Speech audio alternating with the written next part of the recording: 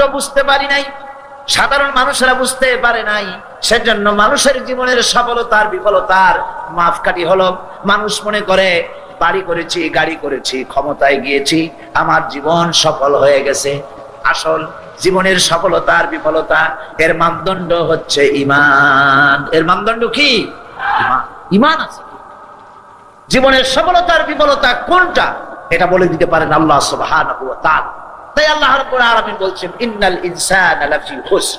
আল ইনসান, কোরআন যখন নাজিল হচ্ছে সেই সময়ের মানুষদেরকে কিন্তু বলা হয় নাই, বলা হয়েছে অনাগত ভবিষ্যতে। কিয়ামত পর্যন্ত এই পৃথিবীতে যত মানুষ আসবে সমস্ত মানুষের জীবন কি? ক্ষতিগ্রস্ত। বলেন জীবন কি? মদিনা মুনাওয়ারায় হযরত ওমর রাদিয়াল্লাহু তাআলা আনহুর সময় অনাবৃষ্টির কারণে দুর্ভিক্ষ দেখা দিয়েছিল। তখন হযরত ওমর জাস্টিসদেরকে, ম্যাজিস্ট্রেটদেরকে ডেকে পরিষ্কারভাবে এলান করে দিয়েছিল, এখন যদি কোনো চোর ধরা পড়ে, এই দুর্ভিক্ষ চলাকালীন কোন চোর যদি ধরা পড়ে আর প্রমাণিত হয় পেটের জ্বালায় চুরি করেছে, খবরদার তার হাতকে তোমরা কাটবে না, খবরদার হাত কাটবে না। ইসলাম তো আগে পেটে দেয়। আগে কোথায় দেয়? পেটে, তারপরে দেয় পিঠে, আগে দেয় না। মানুষের খাওয়া, পড়া, শিক্ষা, চিকিৎসা, বাসস্থান সবটার গ্যারান্টি দেওয়া হয়। মদিনায় যখন এই গ্যারান্টি এসে গেল, চোরের হাত কাটা আইন মক্কায় নাজিল হয় নাই, নাজিল হয়েছে মদিনা মুনাওয়ারায় রাসূলের মদনী জিন্দেগিতে। কোন সময়? যখন রাসূলুল্লাহ প্রেসিডেন্ট। রাসূলুল্লাহ কি? জোরে কোন? রাসূলুল্লাহ কি? রাষ্ট্রপতি। সেই সময় মানুষ দরজা খুলে ঘুমাবার সুযোগ পেল, খাওয়া, পড়া, শিক্ষা, চিকিৎসা, বাসস্থানের গ্যারান্টি পেল। এই সময় আল্লাহ রাব্বুল আলামিন তিনি যখন দেখলেন ইসলামী সমাজ ব্যবস্থা কোরআনের আইনের মাধ্যমে মানুষ সব রকমের নিরাপত্তা লাভ করেছে, পেটের সমস্যার সমাধান হয়ে গেছে, তখন আল্লাহ আইন জারি করলেন আস-সারিকু ওয়াস-সারিকাতু ফাকতাউ আইদিয়াহুমা। চোর পুরুষ হোক আর নারী হোক উভয়ের হাত কেটে দাও। পুরুষ হোক আর নারী হোক এখন উভয়ের হাত কেটে দাও। দৃষ্টান্তমূলক শাস্তি হোক যাতে করে এই চুরি আর না কেউ না করে। পেটে খাবার আছে, চাকরি আছে, ওষুধ আছে, শিক্ষা আছে, থাকার মতো জায়গা আছে, এখন চুরি করো কেন? তাহলে বোঝা যাবে এটা নেশায় পরিণত হয়েছে। কি হয়েছে? নেশা। তখন তো আর চোরকে বসায় সেলুট মারা আর যাবে না, এখন হাতটা কাটিয়া একটা শাস্তি দিয়ে দাও। আমাদের দেশে কিন্তু চোরের হাত কাটা আইনের ব্যাপারে কোন চোরেরা আজ পর্যন্ত মিছিল করে না। বাংলাদেশের কোন ছোট ছোট চোর, যেমন তাল চোর, বেল চোর, কচু চোর, ছাতি চোর, জুতা চোর, আরো যত ছোট ছোট চোর, এই সব চোরেরা কি কোনোদিন মিছিল করেছে যে চোরের হাত কাটা আইন মানি না, মানবো না? বলেছে কেউ? কিন্তু এই আইনের বিরুদ্ধে সোচ্চার কারা? কোন চোরেরা? নিশ্চয়ই ছোট চোরেরা, বড় চোর যারা তাল বেল চুরি করে না, বরং কলমের খোঁচা দিয়া সরকারের, জনগণের লক্ষ কোটি কোটি টাকা পকেটস্থ করেন মেহেরবানি করে। ওই সব তারা মনে করেন যদি এই আইন চালু হয়ে যায় তাহলে তাল চোর, বেল চোরের তো কোনো ক্ষতি নাই, ইসলামী রাষ্ট্র চালু হলে পরে তো সকলের পেটে ভাত আসবে, ওই তাল বেল আর চুরি করা লাগবে না, তাদের তো সুবিধা। কিন্তু মুসিবতটা তো আমাদের হবে। বেশি খাইয়া খাইয়া জিহ্বা পুরু হয়ে গেছে, এখন ওই বেশি খাইতে না পারলে বদভ্যাস চালু হয়ে যাবে, চুরি করতে যখন যাইবে তখন এই আইন তো বিসমিল্লাহ হবে আমাদের দিয়া। এই জন্য ওনারাই বিরোধিতা করেন চরম ভাবে। আর ইসলামের সব আইনের সাথে বিরোধিতা করার জন্য বাংলাদেশে যতগুলি পত্রিকা বেরিয়েছে তার মধ্যে শীর্ষস্থানে রয়েছে ভারতের রয়ের টাকায় পরিচালিত নিকৃষ্ট আবর্জনা পত্রিকা আজকের কাগজ।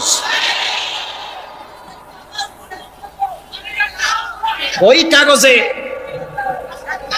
এই কাগজের একটা প্রবন্ধ লেখা হয়েছে আজ। সেই প্রবন্ধে লেখা হয়েছে ধর্মভিত্তিক রাজনীতি এমনি এমনি নিষিদ্ধ করা যাবে না, সম্ভব হবে না, এটাকে একেবারে গোড়া থেকে উপড়ে ফেলে দিতে হবে। বাঙালির আবদা, ভারতের টাকা নিয়ে লাফালাফি করছে আজকে তারা। বাংলাদেশ থেকে ধর্মভিত্তিক রাজনীতি নিষিদ্ধ ঘোষণার জন্য পায় তারা চালাচ্ছে এই পত্রিকার মাধ্যমে। এই পত্রিকার একমাত্র কাজ গোটা জাতিসত্তাকে দ্বিধা বিভক্ত করা, ইসলামের বিরুদ্ধে ইয়াং জেনারেশনকে খেপিয়ে তোলার জন্য আদা পানি খেয়ে লেগেছে। ধর্মভিত্তিক রাজনীতি নিষিদ্ধ ঘোষণা করার জন্য আপ্রাণ প্রচেষ্টা চালাচ্ছে। সংসদে পর্যন্ত এই বক্তব্য উঠানো হয়েছে, তাই না? সংসদে উত্থাপিত হয়েছে ধর্মভিত্তিক রাজনীতি নিষিদ্ধ ঘোষণা করতে হবে। আমি বলেছি ধর্মভিত্তিক রাজনীতি নিষিদ্ধ ঘোষণা করে ফেলেছিল রাশিয়া। রাশিয়ার যেই পার্লামেন্টে বসে ধর্মভিত্তিক রাজনীতি নিষিদ্ধ ঘোষণা করা হয়েছিল যে পার্লামেন্টের ঘোষণার বলে লক্ষ লক্ষ মুসলমানদেরকে জবাই করা হয়েছে রাশিয়ায়, যে পার্লামেন্টের ঘোষণার বলে মসজিদ মাদ্রাসা ভেঙে চুরে একাকার করে দেওয়া হয়েছিল রাশিয়ায়, যেই পার্লামেন্টে বসে আলেম ওলামা পীর দরবেশদেরকে হত্যা করার জন্য নির্দেশ দেওয়া হয়েছিল রাশিয়ার যে পার্লামেন্ট থেকে, সেই দেশ আজ আর আস্ত নাই, দেশটা টুকরা টুকরা হয়ে গিয়েছে। বাংলাদেশের পার্লামেন্টে আজকে যারা এই দুঃসাহসিক কথা বলছেন, ধর্মভিত্তিক রাজনীতি নিষিদ্ধ ঘোষণা করার কথা যারা উচ্চারণ করছেন, রাশিয়ার পার্লামেন্টের ইতিহাস ভুলে যাবেন না। বাংলাদেশে 11.5 কোটি তাওহীদি জনতার তাওহীদি রক্ত, তাওহীদি চেতনা সমস্ত শরীরে মাথায় আর রগ রেশায় টকবক করছে ইসলামী চেতনা, ইসলামের রক্ত। এই মুসলমানদের সাথে আগুন নিয়ে খেলা করার চেষ্টা করো না। আমার বন্ধুগণ, কোরআনের আইন বন্ধ করার ক্ষমতা কারো নাই। এই আইন চালু হলে পরেই শান্তি আসবে। ওরা বিরোধিতা করছে, ওরা বলছে চোরের হাত কাটা আইন, এটা হচ্ছে একটা অমানবিক ব্যাপার। আইনটা কার? আল্লাহ। মানুষগুলি কার? তা তোমারা তো দরদ কেন? মায়ের চাইতে মাসির দরদ বেশি, এটা কি খুব সুলক্ষণ? না, এটা দারুণ কুলক্ষণ। সুতরাং আল্লাহ রাব্বুল আলামিন তার আইন হচ্ছে শাশ্বত আইন। চোরের হাত কাটা আইন অর্থই নয় যে বাংলাদেশ ইসলামী দল যদি ক্ষমতায় আসে পাইকারি দরে চোরের হাত কাটা আরম্ভ করবে না। ততক্ষণ পর্যন্ত আইন চালু হবে না যতক্ষণ পর্যন্ত সমস্ত মানুষ তাদের কর্মসংস্থান না হবে, খাবার না পাবে, চাকরি বাকরি না হবে, খেয়ে পরে খাওয়া পড়া শিক্ষা চিকিৎসা বাসস্থান সবটার গ্যারান্টি মিলবে, তারপরে আইন চালু হবে। এর আগে আল্লাহ রাব্বুল আলামিন ফৌজদারি দণ্ডবিধির আওতার ভিতরে চোরের কি শাস্তি হবে তা বললেন, নরহত্যার শাস্তি কি হবে তাও আল্লাহ পাক এখানে বলছেন, ইয়া আইয়ুহাল্লাযীনা আমানু কুতিবা আলাইকুমুল কিসাসু ফিল কাতলা। আল্লাহ পাক বলেন তোমাদের প্রতি নরহত্যার শাস্তি স্বরূপ কিসাস নির্দিষ্ট করা হয়েছে, অর্থাৎ হত্যার বদলে হত্যা করা। একজন মানুষ আর একজন মানুষকে হত্যা করেছে, কোরআনের আইন হচ্ছে ওকেও হত্যা করে। কি সুন্দর আইন, সুবহানাল্লাহ পড়েন। তাহলে কি হবে? রেডিও টেলিভিশনে পত্র পত্রিকার মাধ্যমে যদি খবর ছড়ানো হয় যে হত্যাকারীর বিচার হবে কোরআনের আইন অনুযায়ী, প্রকাশ্য রাজপথে হত্যাকারীকে তাকেও যদি হত্যা করে দেওয়া হয়, এই দৃশ্য উপস্থিত জনতা যত দেখবে, পত্র পত্রিকায় খবর পাবে, টেলিভিশনের পর্দায় দেখতে পাবে, যারা দেখলো এই সব লক্ষ লক্ষ জনতার ভেতরে মানুষ হত্যা করার দুঃসাহস আর আসবে? আল্লাহ পাক বলছেন এটা হচ্ছে মানুষের কিসাস, এর মধ্যে রয়েছে মানুষের জীবন। এরপরে নরহত্যার শাস্তি আল্লাহ পাক এভাবে কোরআনে কারীমের মধ্যে বললেন। জিনার শাস্তি, আয-যানিয়াতু ওয়াজ-যানি ফাজলিদু কুল্লা ওয়াহিদিন মিনহুমা মিআতা জালদা। আল্লাহ রাব্বুল আলামিন বলেন জিনাকারিনী পুরুষ, জিনাকারিনী নারী আর জিনাকারা পুরুষ, তাদের শাস্তি হচ্ছে উভয়কে 100 করে দৌড়া মারা, প্রাণদণ্ড দিয়ে দেওয়া। এই শাস্তি যদি হয় জিনা বন্ধ হয়ে যাবে, বিবাহ সহজ হবে। ইসলামী রাষ্ট্র হলে পরে জিনা করা কঠিন হবে, বিবাহ করা সহজ হয়ে যাবে। এটা হচ্ছে কোরআনের আইনের সুন্দর বিধান। জিনার শাস্তি, চোরের শাস্তি, নরহত্যার শাস্তি জুডিশিয়াল লয়ের আওতায়, ফৌজদারি দণ্ডবিধির আওতায় এগুলি পড়ে। এগুলি সব কোরআন শরীফে আছে না নাই? আছে কিনা? তাহলে কি করে আপনি বলবেন আপনি ধর্ম নিরপেক্ষ?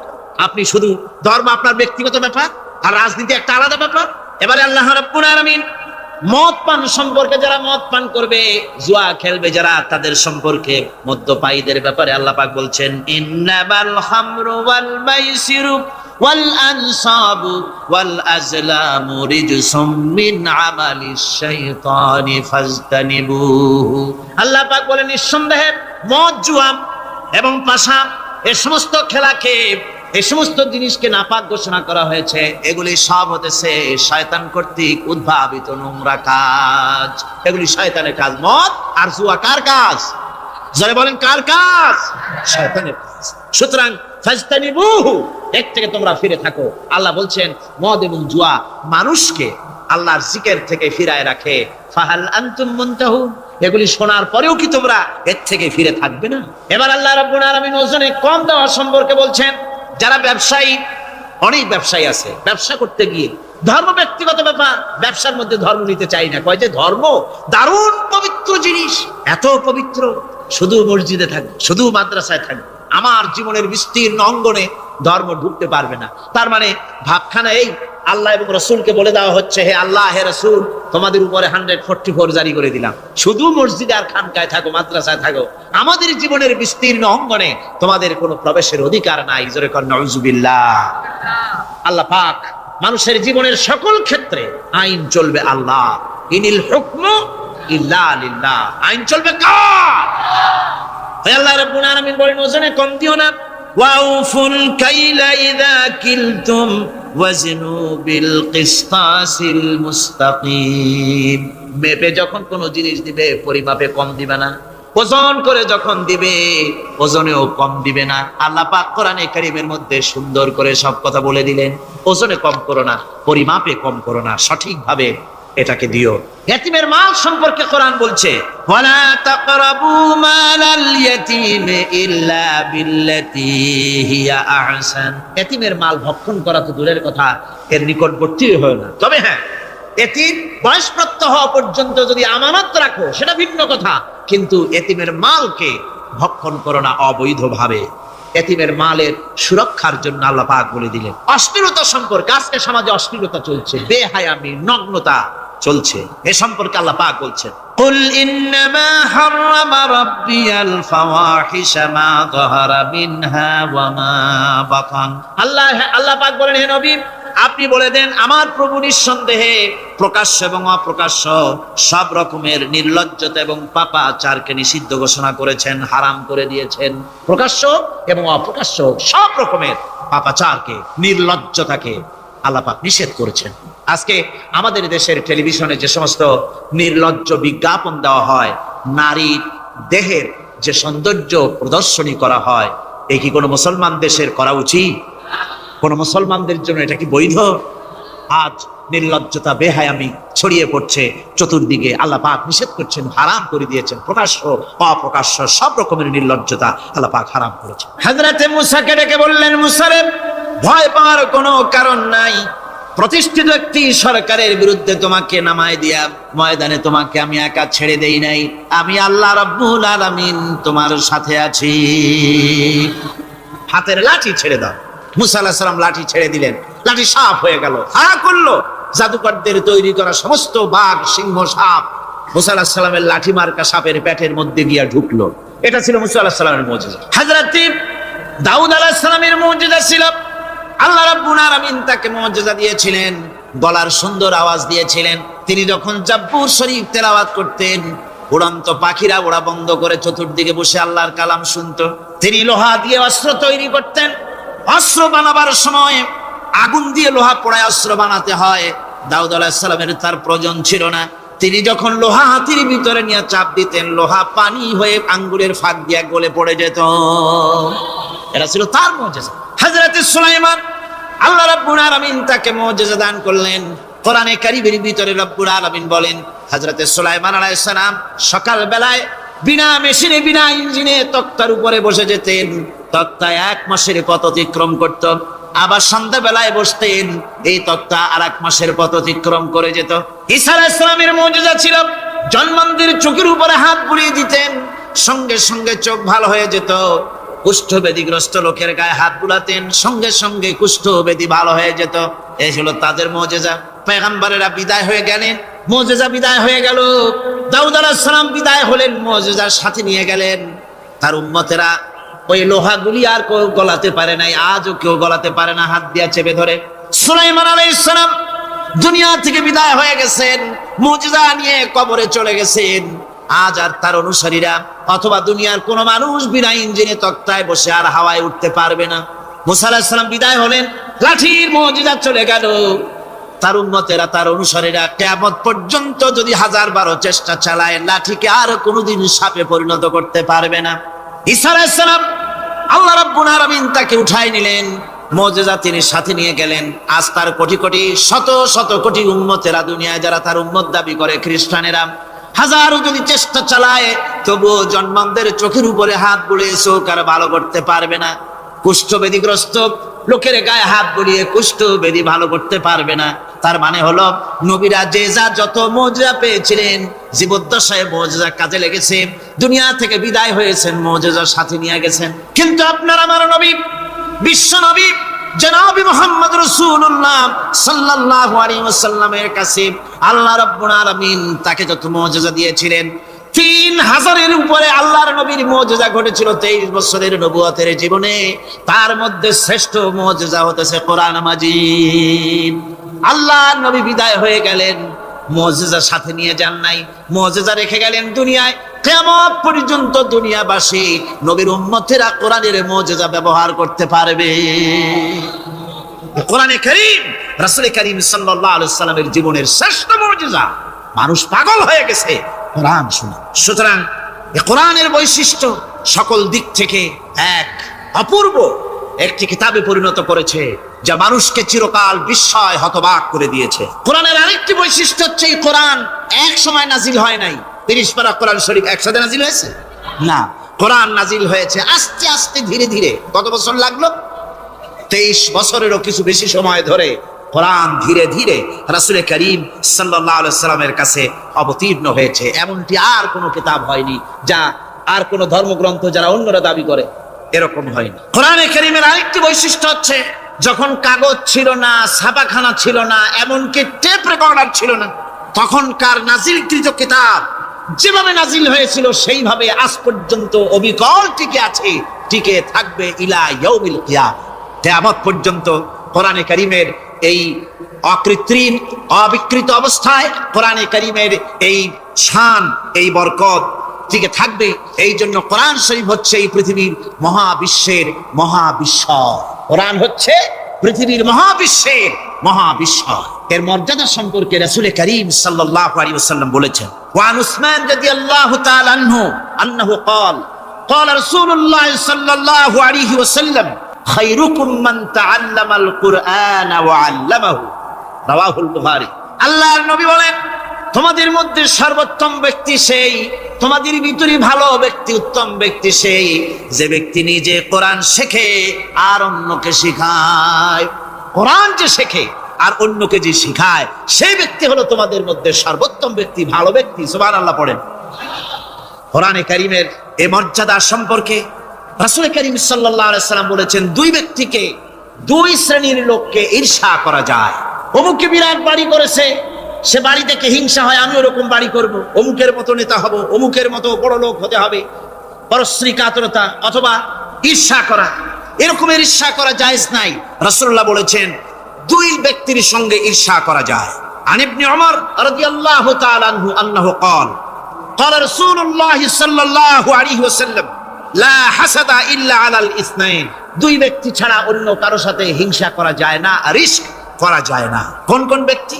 রাজুলুন আতাহুল্লাহুল কুরআন ফাহুয়া ইয়াকুমু বিহি আনা আল-লাইলি ওয়া আনা আন-নাহার, ওই ব্যক্তির সঙ্গে ঈর্ষা করা যায়, হিংসা করা যায় যে ব্যক্তিকে আল্লাহ পাক কোরআনের ইলম দান করেছেন, সে ব্যক্তি দিন রাত কোরআন তেলাওয়াত করে, কোরআনের উপরে আমল করে, কোরআনের উপরে থাকে, মানুষকে কোরআনের দাওয়াত দেয়। ওই লোকের সাথে ঈর্ষা করা দরকার যে তার মতো হতে চায়। ওয়ারাজুলুন আতাহুল্লাহু মালান ফাহুয়া ইউনফিকু মিনহু আনা আল-লাইলি ওয়া আনা আন-নাহার, মুত্তাফাকুন আলাইহি, বুখারী মুসলিমের হাদিস। রাসূলুল্লাহ বলছেন, অন্য আরেক ব্যক্তি হচ্ছে যে ব্যক্তিকে আল্লাহ পাক মাল দিয়েছেন, সম্পদ দিয়েছেন, ওই ব্যক্তি তার মাল আর সম্পদকে দিন রাত দুহাতে আল্লাহর রাস্তায় খরচ করে, তার মতো হওয়ার জন্য তার সাথে ঈর্ষা করা যেতে পারে। আমার বন্ধুগণ, এই কোরআন হচ্ছে এমন এক কিতাব যে কোরআনকে নিয়ে যারা অগ্রসর হয় আল্লাহ তাদেরকে বাড়ায় দেন, আর কোরআনের সাথে যারা হিংসা করে, বিদ্বেষ করে, আল্লাহ তাদেরকে অধঃপাতিত করে দেন। আন ওমর ইবনুল খাত্তাব রাদিয়াল্লাহু তাআলা আনহু قال قال رسول الله صلى الله عليه وسلم ان الله يرفع بهذا الكتاب اقواما ويضع به اخرين, রাওয়াহু মুসলিম। হযরত ওমর রাদিয়াল্লাহু তাআলা আনহু বলছেন যে আল্লাহ পাক এই কোরআনের সাহায্যে এক শ্রেণীর লোককে প্রতিষ্ঠিত করবেন দুনিয়ার বুকে, এবং আখিরাতেও আর এক শ্রেণীর লোককে করবেন অধঃপাতিত। যারা কোরআনের সাথে বিরোধিতা করবে, তারা যদি হিরো হয় আল্লাহ তাদেরকে জিরো বানাবেন। কি বানাবেন? জোরে গান কি বানাবেন? জিরো বানিয়ে দিবেন। আর কোরআনকে নিয়ে যারা আগ বাড়ে, তারা যদি জিরো হয় আল্লাহ পাক তাদেরকে কি বানায় দেন? কোরআনের সাথে বিরোধিতা আজকের নতুন কিছু নয়, আবহমান কাল থেকে কোরআনের সাথে চলছে বিরোধিতা। বিশ্বকবি, কবি সম্রাট আল্লামা ইকবাল, আল্লাহ তাকে জান্নাতুল ফেরদাউস নসিব করুন, সবাই বলুন আমিন। আল্লামা ইকবাল বলেছেন, সতীজা কর রহা হ্যায় আসল সে তাইমরোজ, সতীজা কর রহা হ্যায় আসল সে তাইমরোজ, চরাগে মুস্তাফা বি সে শরারে বুলহবিস। মুহাম্মদ সাল্লাল্লাহু আলাইহি ওয়াসাল্লামের দ্বীপ শিকার সাথে, আল্লাহর দ্বীনের সাথে আবু জাহাল আবু লাহাবের অগ্নিস্ফুলিঙ্গের সংঘর্ষ আবহমান কাল থেকে লেগে এসেছে, কিন্তু ওদের এই অগ্নিস্ফুলিঙ্গের টক্কর লেগে মুহাম্মদ সাল্লাল্লাহু আলাইহি ওয়াসাল্লামের টিম টিম করে জ্বলে ওঠা এই প্রদীপটি প্রচন্ড ঝড়ো হাওয়ার মুখে, টর্নেডো আর গর্কির মুখে নিভে যায়নি, জ্বলছে, জ্বলবে কিয়ামত পর্যন্ত। এটাকে নিভাবার ক্ষমতা বিশ্বের কোনো মানুষের নাই। ফু দিয়ে কেউ যদি নিভাতে চায়, চেহারা শুদ্ধ, মাথা শুদ্ধ, পুড়ে ছাই হয়ে যাবে, কোরআনের আলোকে নির্বাপিত করতে পারবে না।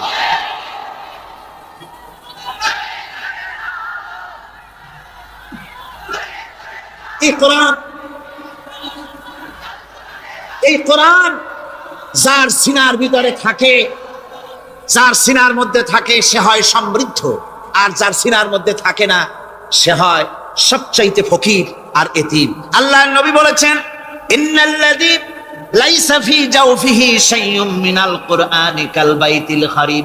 যেই দেহের ভিতরে কোরআন নাই, যেই দেহের ভিতরে, যেই সিনার ভিতরে কোরআন নাই, ওই মানুষটা হতেছে একটা সাড়া বাড়ির মতো, একটা উজাড় বাড়ির মতো, বিরান বাড়ির মতো। বিরান বাড়িতে কি থাকে? সাড়া বাড়িতে কি থাকে? কি কয়? না না, ভূত কিসের? খামোখাই ভয় পান আপনারা। ভূত বলে কিছু না। হ্যাঁ, শয়তান থাকে, জিন থাকে, তারপরে ওর মধ্যে আর কি থাকে? উতুম পেঁচা থাকে, ইঁদুর থাকে, তেলাপোকা থাকে, উই পোকা থাকে, বাঁদর থাকে, উল্লুক থাকে, সাপ থাকে। রাসূলুল্লাহর কথা দেখেন, কি সুন্দর কথা। সুবহানাল্লাহ, সুবহানাল্লাহ। যে দেহের ভিতরে কোরআন নাই, সারা বাড়িতে যা থাকে, পুরো বাড়িতে যা থাকে, বিরান বাড়িতে যা থাকে, যে দেহে কোরআন নাই সেই দেহের মধ্যে তাই থাকে। আজ দেখুন বাংলাদেশের শিক্ষাঙ্গনে, কলেজ ইউনিভার্সিটি গুলিতে কোরআন পড়ানো হয় না। বলেন ঠিক কিনা? আমাদের বিশ্ববিদ্যালয়গুলিতে কোরআন পড়ানো হয়, তাফসীর পড়ানো হয়, হাদিস পড়ানো হয়। হাদিস, কোরআন, আল্লাহর কালাম পড়ানো হয় না বলে অবস্থা কি হয়েছে? হাদিস থেকে মিলায় নিন, ইন্নাল্লাযী লাইসা ফি জাওফিহি শাইউম মিনাল কুরআনি কাল বাইতিল খারিব। কোরআন নাই তো সারা বাড়ি, কোরআন নাই তো কি আছে? যে ঘরের মধ্যে মানুষ নাই, উল্লুক থাকে, ভাল্লুক থাকে, শয়তান থাকে, তেলাপোকা থাকে, সারপোকা থাকে, হিংস্র প্রাণী ভরপুর থাকে। যে শিক্ষা প্রতিষ্ঠানে কোরআন পড়ানো হয় না, সেখানেও সন্ত্রাসীরা বাস করতে পারে, ভালো মানুষ টিকতে পারে না।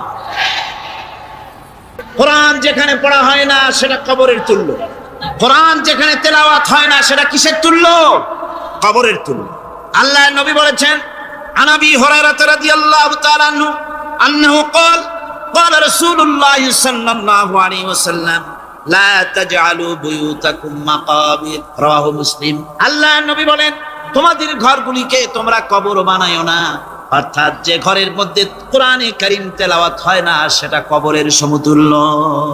কবরের সমতুল্য। আগে আমাদের ঘর সমূহে যখন ছোট ছিলাম তখন দেখতাম ঘরে ঘরে কোরআন তেলাওয়াত হতো, ঠিক না? প্রত্যেকটা ঘরের জানালা দিয়া সকালবেলায় আওয়াজ আসতো, আউযু বিল্লাহি মিনাশ শাইতানির রাজীম, বিসমিল্লাহির রাহমানির রহিম। তেলাওয়াতের আওয়াজ ভেসে আসতো। আজ আর এই অবস্থা নাই। আজ ভদ্রলোকের বাড়ির সামনে দিয়ে হেঁটে যাবেন, সকালবেলা কিসের তেলাওয়াত? জনমের ঘুম ঘুমায়, পাইকারি দরে ঘুমায়, ফজরের নামাজ নাই। শহরের অবস্থা, অধিকাংশ বাড়িতে ফজরের নামাজ হয় না।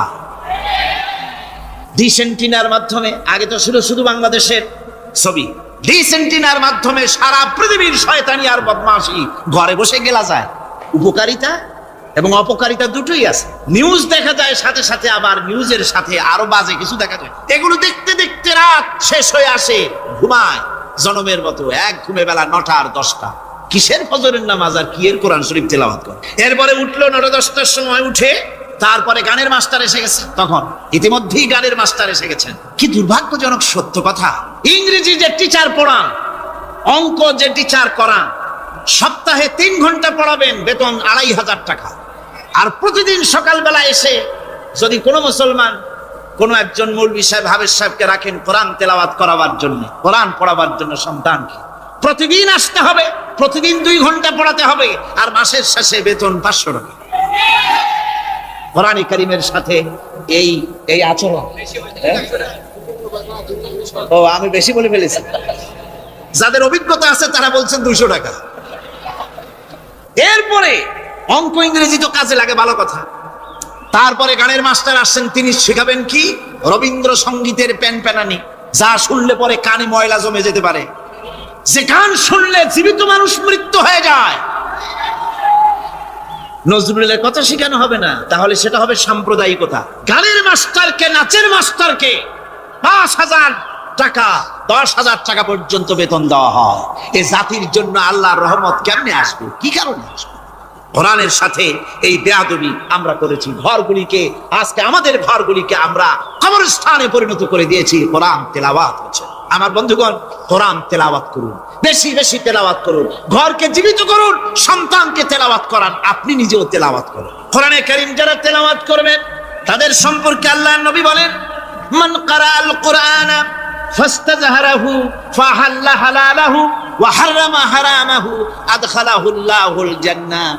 আল্লাহর নবী বলেন, যে ব্যক্তি কোরআন শরীফ তেলাওয়াত করবে এবং কোরআনের হালাল অনুযায়ী হালালকে মেনে চলবে, হারাম অনুযায়ী হারাম থেকে ফিরে থাকবে, এরকম কোরআনের উপরে যে তেলাওয়াত করবে আর আমল করবে, আল্লাহ রাব্বুল আলামিন কিয়ামতের দিন তাকে জান্নাতের ভিতরে প্রবেশ করাবেন। শুধু বেহেশতে যাবে না, ওয়াসাফাহু ফি আশরাতিন মিন আহলি বাইতিহি কুল্লুহুম কাদ ওয়াজাবাত লাহুন নার। নবীজি বলেন, এই কোরআনে কারীমের বরকতে কিয়ামতের দিন ওই ব্যক্তি তার রক্ত সম্পর্কিত 10 জন আত্মীয়ের ব্যাপারে সুপারিশ করার জন্য তৌফিক পাবে আল্লাহর দরবারে। এমন 10 ব্যক্তি, সেই 10 ব্যক্তির জন্য হিসাবের পরে জাহান্নাম ওয়াজিব হয়ে গিয়েছিল, এমন 10 ব্যক্তি সম্পর্কে কোরআনের তেলাওয়াতকারী আর আমলকারী আল্লাহর দরবারে সুপারিশ করার জন্য পারমিশন পাবেন।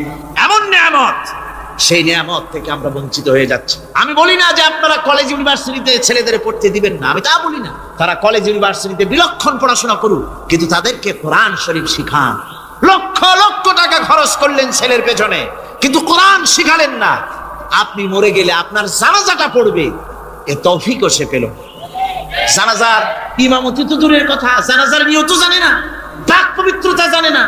বাপ মরে গেছে, সে তখন ছিল মার্কেটে, শুনলো বাপ মরছে, তাড়াতাড়ি জানাজায় শরীক হতে হবে।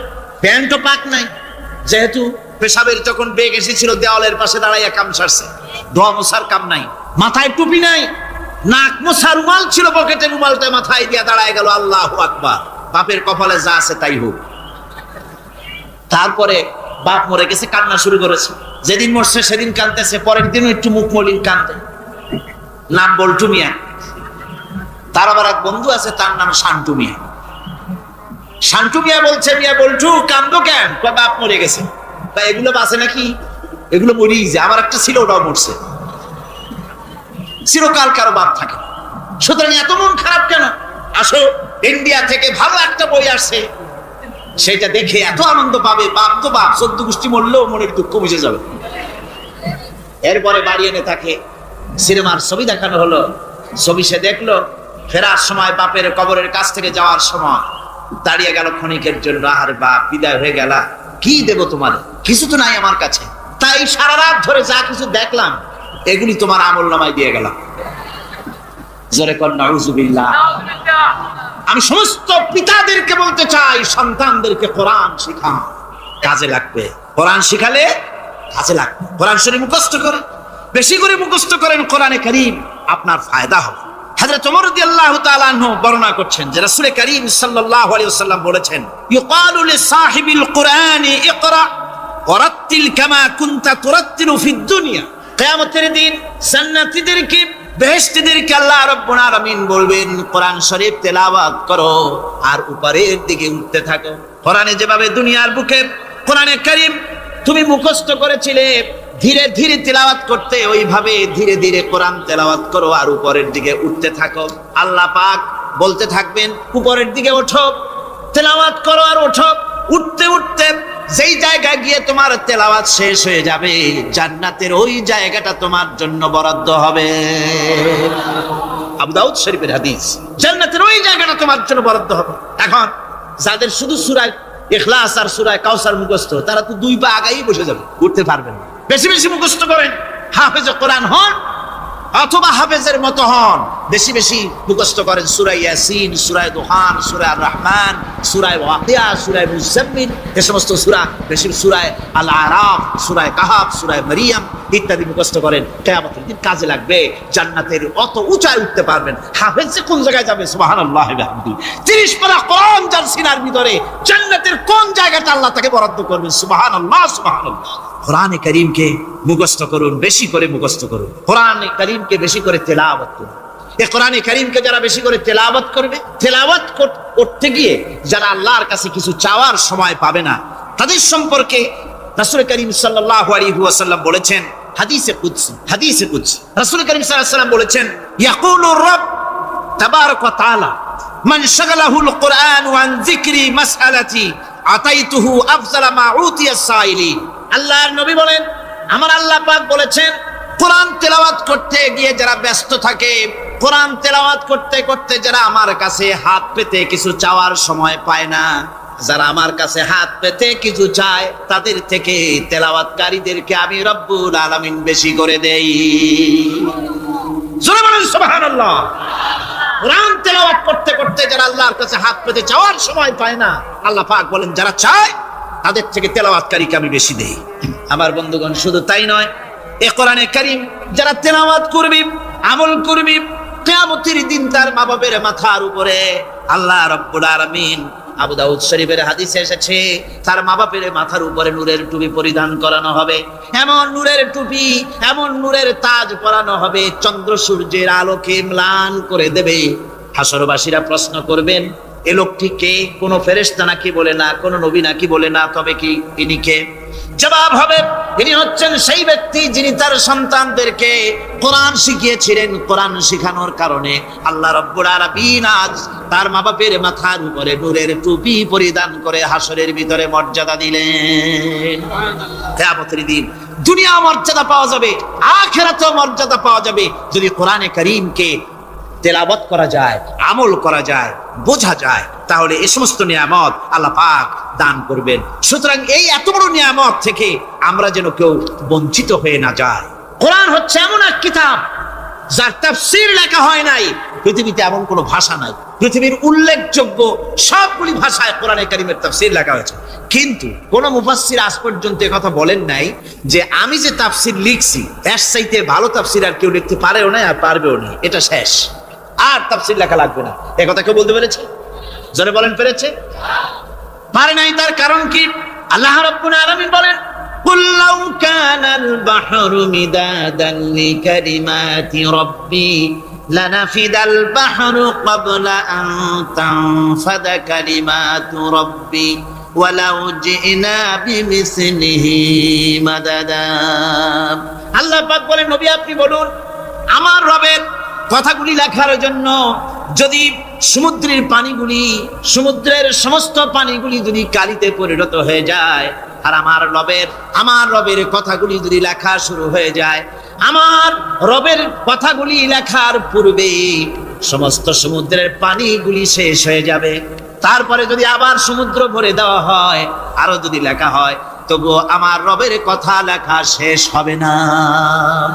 আল্লাহ রাব্বুল আলামিন বলেন, ولو أن ما في الأرض من شجرة أقلام والبحر يمده من بعده 7 أبحر ما نفدت كلمة الله।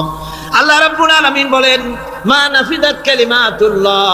আল্লাহ পাক বলেন, 7টা সমুদ্রের পানি যদি একত্রিত করা হয়, 7টা সমুদ্রের পানি যদি এক জায়গায় করা হয়, এই পানিগুলি যদি কালিতে পরিণত হয়ে যায়, আর পৃথিবীর সমস্ত গাছগুলি যদি কলমে পরিণত হয়ে যায়, ওই গাছগুলি দিয়ে যদি ওই পানি রূপ কালি দিয়ে আমার প্রভুর কথা, আল্লাহ রাব্বুল আলামিনের কোরআনের কথা যদি লেখা শুরু হয়ে যায়, লিখতে লিখতে সমস্ত পানিগুলি, গাছগুলি শেষ হয়ে যাবে, আল্লাহ পাকের কালামের ব্যাখ্যা লেখা শেষ হবে না। মা নাফিদাত কালিমাতুল্লাহ, আল্লাহর কথা লেখা শেষ হবে না। এত বড় বিরাট আজিম কিতাব আল্লাহ পাক আমাদেরকে দান করেছেন, সুবহানাল্লাহ পড়েন। এই কিতাবের এত বড় গুরুভার আল্লাহ রাব্বুল আলামিন বলেছেন, লাউ আনজালনা হাযাল কুরআন আলা জাবালিন লারাআইতাহু খাশিআন মুতাসাদ্দিআন মিন খাশিয়াতিল্লাহ। আমি যদি এই কোরআনকে পর্বতের উপরে নাজিল করতাম তাহলে তুমি দেখতে পেতে আমার ভয় ভীত সন্ত্রস্ত হয়ে পাহাড়গুলো চূর্ণ বিচূর্ণ হয়ে যেত। এত বড় আসিম কিতাব আমি তোমাদেরকে দান করেছি, যার গুরুভার বহন করতে কেউ রাজি হয়নি, পাহাড় পর্বত কেউ রাজি হয়নি, মানুষ রাজি হয়েছে। এই মানুষের উপরে আমি এটা অবতীর্ণ করেছি, গোটা বিশ্ববাসীর সামনে এই কিতাব আমি দিয়েছি তোমাদেরকে, এর দ্বারা হেদায়েত তোমরা গ্রহণ করবে। কিয়ামতের দিন আল্লাহর এই বিরাট নিয়ামত আমাদেরকে দান করলেন, আমরা এই নিয়ামতের নাশকর করেছি, অর্থাৎ এই কোরআনকে আমরা ব্যবহার করেছি সঠিকভাবে করি নাই, বেঠিকভাবে করেছি। প্রথম দিন দ্বিতীয় দিন আমি বলেছি কোরআন শরীফকে শুধু তাবিজ তুমারের জন্য, শুধু সওয়াবের জন্য তেলাওয়াত করেছি। আসলে শুধু সওয়াবের জন্য তা আসেনি। কোরআন বুঝতে হবে, আমল করতে হবে, তবে না শান্তি পাবো। আপনি যদি কোরআন হচ্ছে মানুষের জীবন সমস্যার সমাধানের গ্রন্থ। ওষুধ খেলে রোগ ভালো হয়, ওষুধ খেলে কি হয়? কেউ যদি সকাল বেলায় তসবিহ হাতে নিয়ে 500 বার পড়ে ওষুধ ওষুধ ওষুধ, 500 বার পড়লে রোগ কি ভালো হবে? বরং রোগ আরো বাড়তে পারে চিল্লাইতে চিল্লাইতে। শীতের জন্য লেপ গায়ে গায়ে না দিয়া কেউ যদি চিল্লাইতে থাকে, জিকির করে লেপ্ত শোক লেপ্ত শোক লেপ্ত শোক, শীত কি বন্ধ হবে নাকি? পানির পিপাসায় ছটফট করে মানুষ যদি চিল্লায় পানি পানি পানি পানি পানি, পানির পিপাসা আরো বাড়বে। তাহলে কি বোঝা গেল? পিপাসা লাগলে পানি পান করতে হবে, শীত লাগলে কম্বলটা গায়ে দিতে হবে, রোগ হলে ওষুধটা খেতে হবে, তাহলে সব সমস্যার সমাধান হবে। অনুরূপ ভাবে আমরা শুধু কোরআনে কারীমকে তেলাওয়াত করি সওয়াবের নিয়তে, তার হুকুমগুলি জীবনের উপরে আমল করি না বলে আজকের জীবন আমাদের বিপর্যস্ত হয়েছে। ব্যক্তিতে, পরিবারে, রাষ্ট্রে শান্তি নাই, কোথাও শান্তি নাই এই কারণে। আর কিয়ামতের দিন রাসূল আসামি করবেন তাদেরকে যারা কোরআন অমান্য করেছে। রাসূল হবেন বাদী, বাদী হবেন কে? যারা বলেন কে বাদী হবে? রাসূল। আসামি হবে কারা? যারা কোরআন ছেড়ে দিয়েছে। আল্লাহ রাব্বুল আলামিন বলেন وقال الرسول يا رب إن قوم اتخذوا هذا القرآن مهجورا। কিয়ামতের দিন রাসূল আল্লাহর দরবারে ফরিয়াদ করবেন, আয় আমার রব, আয় আমার আল্লাহ তাআলা, এই সমস্ত লোকগুলি তোমার কালামকে, তোমার কোরআনকে অপ্রয়োজনীয় জিনিস বলে তারা পরিত্যাগ করেছিল। কোরআনকে অপ্রয়োজনীয় মনে করেছে, কোরআনের সাথে ঠাট্টা করেছে, বিদ্রুপ করেছে, কোরআন শিক্ষা ভিক্ষার ঝুলি, শেখার বুলি মনে করেছে। কোরআনের কোনো মূল্য দেয় নাই, কোরআনের কোনো দাম দেয়নি, কোরআনের সাথে ঠাট্টা করেছে, কোরআনের আইনের সাথে ঠাট্টা করেছে, বিদ্রুপ করেছে। আমাদের দেশে শিক্ষাবিদ, চিন্তাবিদ, বুদ্ধিজীবী নাম ধরনের নামধারী এক শ্রেণীর লোকেরা কোরআনের সাথে সরাসরি বেয়াদবি করেছে। আহমদ শরীফ বলেছে পরকাল নাই, আল্লাহ বলছেন পরকাল আছে। আর আহমক, আহমদ তো না, ওটা কি? এই আহমক, সে বলেছে পরকাল নাই, বিবাহ মানি না, কবর আযাব মানি না, কিয়ামতের দিন বিচার হবে তাও মানি না, অস্বীকার করেছে। এটাকে নিয়ে ঠাট্টা করেছে। আহমদ শরীফ লিখেছেন নিজে যে আল্লাহ বলতে কেউ নাই, মানুষ তাকে চিন্তা করে সৃষ্টি করেছে, স্রষ্টা বলতে কেউ নাই। তারপরে আর একটা মেয়ে লোক, আমি ওটার নাম নিতে ঘৃণা বোধ করি, এটি হচ্ছে চরম ধর্মদ্রোহী, রাষ্ট্রদ্রোহী, নাস্তিক, জাহান্নামের কীট, ডাস্টবিনের আবর্জন। এই মেয়ে লোকটি বলেছে, তার বইতে লিখেছে বেহেশত হচ্ছে এক অসভ্য উদ্যান। কোরআন শরীফে আল্লাহ পাক বলেছেন আমলে সালেহ যারা করবে, নবীরা, ওলিরা, সিদ্দিকীন, শুহাদা সব যাবে জান্নাতে। আর সেই জান্নাতকে এই খাবিসা, এই নিকৃষ্ট ধর্মদ্রোহী, রাষ্ট্রদ্রোহী মহিলা, এই সে বলেছে বেহেশত হচ্ছে এক অসভ্য উদ্যান। পৃথিবীর অতৃপ্ত বহুগামী পুরুষেরা তাদের থাকার জায়গা হবে ওই বেহেশতের মধ্যে। যেরকম নাউজুবিল্লাহ। এই মেয়ে লোকটি সমগ্র নারী জাতির কলঙ্ক। ভারত, বাংলাদেশের শ্রেষ্ঠ শত্রু ভারত, এই শয়তানকে পয়সা দিয়ে পুষতেছে। কলকাতায় দাওয়াত দিয়ে আনন্দ পুরস্কার দিয়েছে। সে তার বইয়ের মধ্যে কত বড় নির্লজ্জ মেয়ে, বইয়ের মধ্যে লিখছে, বাসে বসে আমি যখন দেখি ছেলেরা পেশাব করার জন্য বাস থামলি বাসের থেকে নেমে দেওয়ালের পাশে গিয়ে প্যান্টের বোতাম খুলে পেশাব করে, আর মেয়েরা চুপ করে বসে থেকে পেশাবের যন্ত্রণা নিয়ে কষ্ট পায়, আমি আনন্দ পাবো সেই দিন যেদিন মেয়েরাও বাস থেকে নেমে দেওয়ালের পাশে দাঁড়িয়ে পেশাব করতে পারবে। এটা কি একটা মানুষ? অসভ্য জানোয়ার একে জন্ম দিয়েছে, আল্লাহই ভালো জানে। আমার বন্ধুগণ, তার অসভ্যতার শেষ নাই। কোরআন নিয়ে ঠাট্টা করেছে, বলেছে আমার মা রাতের বেলায় ঝুলে ঝুলে সূরা ইয়াসিন পড়ে, আমি চিন্তা করি যে কত বাজে কাম করতেছে সে।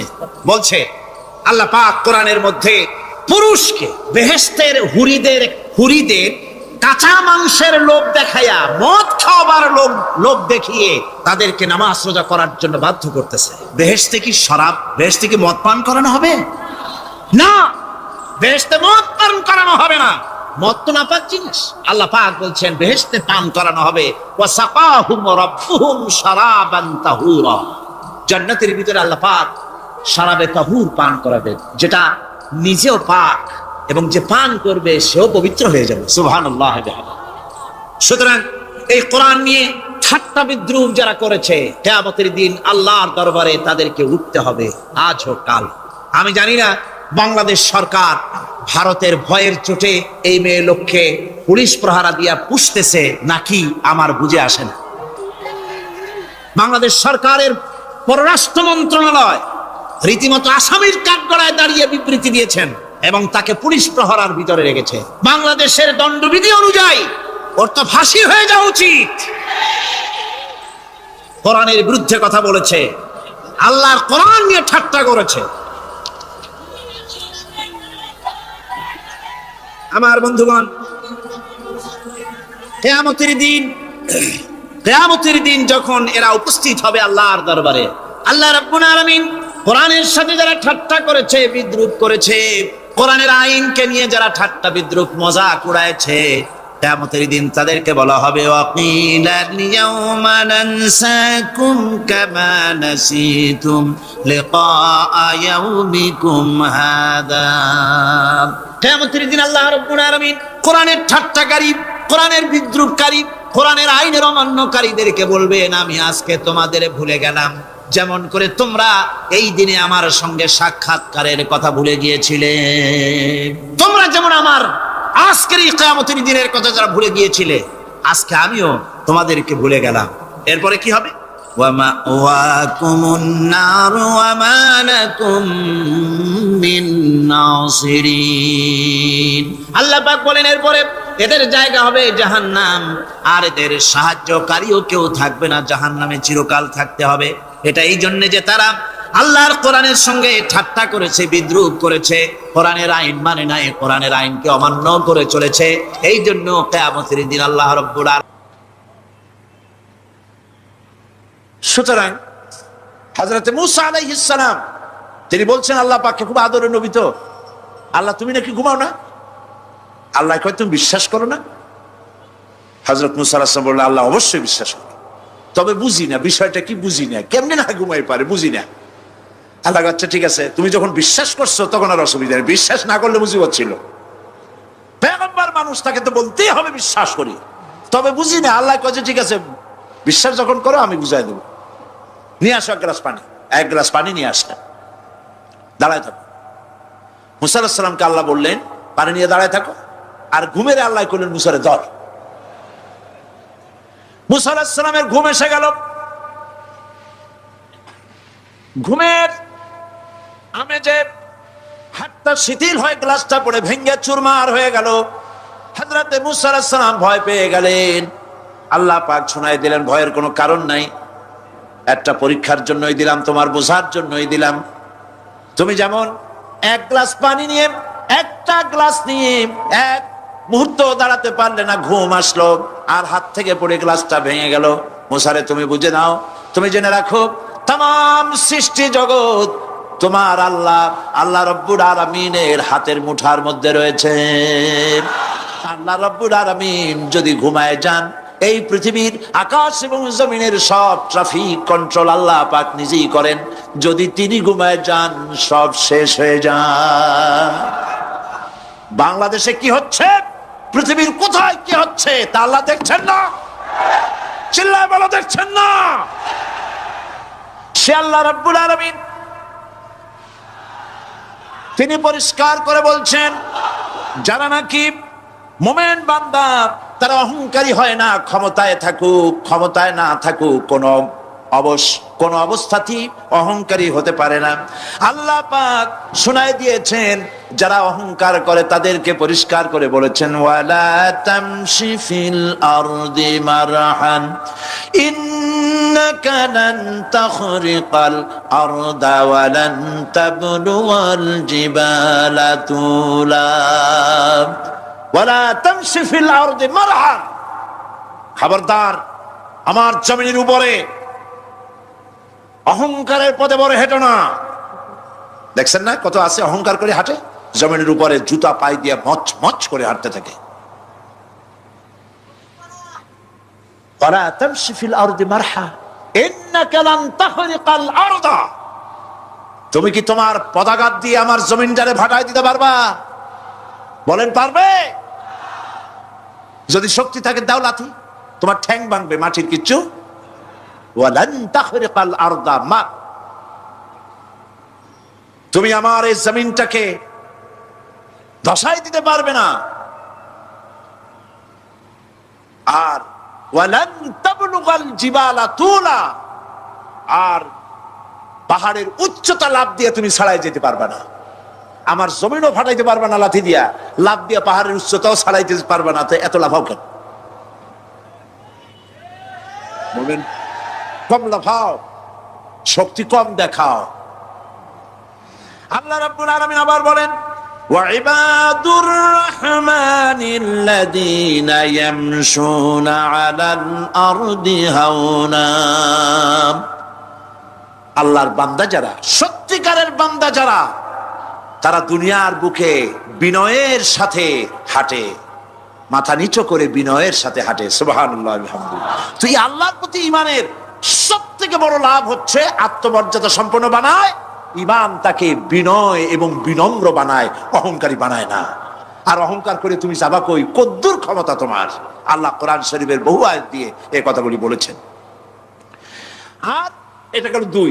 3 নম্বরে আল্লাহর উপরে ঈমান আনার, আমি কি বলতেছি বলেন তো দেখি, ফায়দা।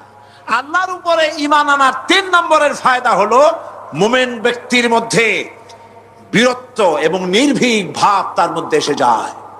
সে নিজে মুজাহিদ, সে বীর, সে কাপুরুষ নয়। সুবহানাল্লাহ। আল্লাহর উপর ঈমানের কারণে বীরত্ব এবং নির্ভীকতার প্রশিক্ষণ তার মধ্যে তৈরি হয়ে যায়। কারণ মানুষের সবচেয়ে বড় ভয় হলো মৌতের। বলেন তো দেখি, বড় ভয় কিসের? বলেন সবাই। আর যারা বললেন না তারা, তাদের মৌতের কোনো ভয় নেই। মৌতের ভয় আছে কিনা? আছে। কিন্তু ভয় করে যাবেন কই? ভয় তো সেইটারে করা যায় যেটাকে ভয় করে এড়ানো যায়। এখন মৃত্যুকে ভয় করে আপনি কি এড়াইতে পারবেন? পারবেন? আল্লাহ পাক বলছেন, মুমিন নির্ভীক হবে, বীরত্বে পরিপূর্ণ হবে, কাপুরুষ হবে না, মৌতের ভয়তে পালায়ে বেড়াবে না। আল্লাহ পাক বলছেন, কুল ইন্নাল মাউতাল্লাযীনা তাফিররুনা মিনহু ফাইন্নাহু মুলাকীকুম। মরণ থেকে পালাও তুমি, মরণ তোমায় লইবে ঘিরি, যদিও সুদূর আকাশ পানে, লুকাও সেথায় লাগিয়ে সিঁড়ি। এ মহারোগের চিকিৎসক নাই, নাই সে ঔষধ জগতে, খুঁজিয়া কাতর হইলে কি হবে, পারিবে না তারে ফিরাতে। মৃত্যু যখন তোমার এসে যাবে, তোমাকে মৌতের হাত থেকে কেউ রেহাই দিতে পারবে না। মৃত্যু তোমার হবেই। সুতরাং মৌত যখন হবে তখন তাকে ভয় করে তো কোনো লাভ নাই। আর মৃত্যু কোথায় হবে, কখন হবে, আমরা কেউ জানি না। জানেন, ওমা তাদরি নাফসুম বিআইয়ি আরদিন তামুত, কোন মাঠে কোন ময়দানে কখন মৌত হবে কারো জানা নাই। এই গত নভেম্বর মাসের শেষ দিকে আমি লন্ডন সফর করেছিলাম। এক ভাইয়ের কাছে শুনলাম, আমি অবাক হয়ে গেলাম। তিনি পত্রিকায় দেখে আমাকে বলেছেন, এক লোক 8 তলা থেকে 8 তলা বিল্ডিং এর ছাদের উপরে পড়ে গেছে। 8 তলা বিল্ডিং এর ছাদের উপর থেকে পড়িয়া তার কিচ্ছু হয়নি, হাত পাও ভাঙে নাই, মরেও না, খালি কিছু চামড়া টামড়া ছিঁড়ে গেছে। তাড়াতাড়ি অ্যাম্বুলেন্স আসছে, অ্যাম্বুলেন্সে তাকে নিয়ে গেছে, হসপিটালে নিয়ে যাবে চামড়াগুলো সেলাই করে দেওয়ার জন্য। অ্যাম্বুলেন্সে উঠাইয়া তাড়াতাড়ি অ্যাম্বুলেন্স আসছে। দরজা যেভাবে লাগাইছে দরজাটা ভালোভাবে লাগে নাই। দেখেন নাই মাইক্রোবাসে বা অ্যাম্বুলেন্সে অনেক সময় দরজা এরকম মারে, মারার পরে অনেক সময় লাগে না, যার জন্য ড্রাইভার বলে যে দরজাটা ভালো করে লাগায় নাই, ঠিক না? দরজাটা ভালো করে লাগে নাই। সামনে চলতে গিয়ে এই গাড়িটার ব্রেক কষতে হয়েছে ড্রাইভারের কোনো কারণে। যেই না ব্রেক কষেছে আর অমনি দরজা যেটা লাগছিল না ভালো করে দরজাটা খুলে গেল। আর রুগীটা 8 তলা কাছে পড়ছিল, ওইটা ছিল পাশে, সে ছিটকে গিয়ে রাস্তায় পড়লো। আর একটা বাস সামনের থেকে এসে মাটিতে তাকে চ্যাপ্টা করে দিয়ে চলে গেল। শুনিয়া আমার মুখ থেকে বেরিয়ে গেল আল্লাহু আকবার। বলেন আল্লাহু আকবার। কি আল্লাহ পাকের কি প্রচন্ড ক্ষমতা, কি ইচ্ছা তার। মৃত্যুর জন্য সময়ও লাগবে, জায়গাও লাগবে, দুটো জিনিস এক হতে হবে। আল্লাহর যাকে যে মৃত্যু দিবেন, মৃত্যুর জন্য সময় এবং জায়গা দুটোর কম্বিনেশন হতে হবে। 8 তলা থেকে পড়বে ঠিক, কিন্তু মরবে না। আজরাইল অপেক্ষা করতেছে রাস্তায়, বাস আসবে যখন। 8 তলা থেকে পড়লো, অবিশ্বাস্য ভাবে লোকটা বেঁচে গেল। আর হসপিটালে তার যাওয়া হলো না, গাড়ির দরজা খুললো, রাস্তা দিয়ে পড়লো, আজরাইল দ্রুত তার কাম সেরে চলে গেল। সুতরাং মুমিন ব্যক্তি আল্লাহর উপর ঈমান আনার কারণে দুর্জয় মনোবল সৃষ্টি হয়। কাপুরুষ জীবনে কয়েকবার মরে। সাইকেলের টায়ার বাস্ট হয়েছে শুনে বেহুশ হয়, তারপরে ট্রাকের টায়ার বাস্ট হয়েছে শুনলে কানের তলা ফেটে যায়, বোম বাস্ট হয়েছে আওয়াজ শুনে হার্ট ফেল করে, পাতিশিয়ালের ডাক শুনলে কোনো হুঁশই থাকে না।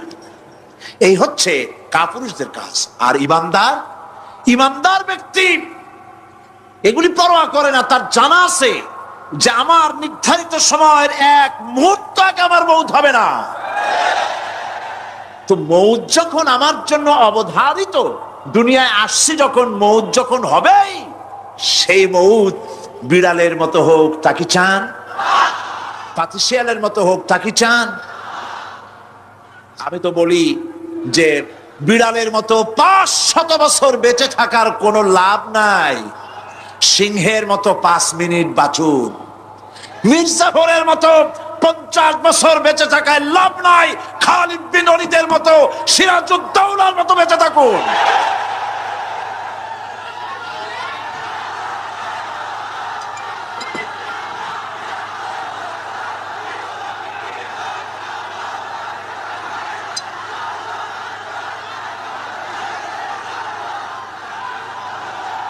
বসেন, আপনারা যদি দাঁড়ায় যান তাহলে আমি করব কি? বসেন বসেন। সেই জন্য এই ক্ষণস্থায়ী জীবনকে কেন সেই অনন্ত সুখময় জীবনের জন্য উৎসর্গ করে দেব না, যা আল্লাহর কাছে পাওয়া যাবে কিয়ামতের দিন। দেখেন, মৃত্যু হওয়া উচিত মুসলমানদের শাহাদাতের মৌত হওয়া উচিত। কি মৌত হওয়া উচিত? আল্লাহকে আজকে প্রাণ খুলে বলি, আল্লাহ জীবন তো নিবাই, সুতরাং জীবন যখন নিবা, মৌতটা শাহাদাতের মৌত তুমি আমাদের দান করে দিও। কাপুরুষের মতো মরতে চাই না, শাহাদাতের মৌত চাই। সুবহানাল্লাহ বলেন, আমিন বলেন। মুমিন ব্যক্তি তার বড় ফায়দা, সে সাহসী হয়। সুবহানাল্লাহ বলেন। দেখেন বুখারী শরীফের হাদিস, যুদ্ধের জন্য, বদরের যুদ্ধ, হুজুর সাল্লাল্লাহু আলাইহি ওয়াসাল্লাম সৈন্যদেরকে রিক্রুট করছেন, কিন্তু কথা বলতে গিয়ে রাসূল করিম সাল্লাল্লাহু আলাইহি ওয়াসাল্লাম দাওয়াত দিচ্ছেন, কিন্তু মনে মনে চিন্তাও করছেন যে সামান্য কিছু লোক, অস্ত্রপাতি কম, এই জিহাদের অবস্থাটা তারা কিভাবে নেবে। একজন যুবক সাহাবী দাঁড়ায় গেলেন, তার নাম মিকদাদ রাদিয়াল্লাহু তাআলা। যুবক, এই পৃথিবীতে যুবকদের ইসলামের সবচাইতে অবদান কাদের? চিল্লায় বলো। যুবকদের অবদান সবচাইতে বেশি। হযরত মিকদাদ রাদিয়াল্লাহু তাআলা আনহু তিনি দাঁড়ায় গেলেন, তিনি বললেন, ইমদি বিনা ইয়া রাসূলুল্লাহ হাইসু মা তাশা। হাদিস, হে রাসূল, আপনি আমাদেরকে নিয়ে চলুন। কত সৈন্য তারা আসতেছে, কত অস্ত্র নিয়ে আসতেছে, এটা আমাদের ভাববার বিষয় নয়। আপনি আমাদের নিয়ে চলুন, হাইসুমা তাশা আয় হাইসুমা আমারাকাল্লাহ। আল্লাহ আপনাকে যেদিকে আমাদের নিয়ে যাইতে কয়, আপনি সেই দিকে আমাদের নিয়ে চলুন।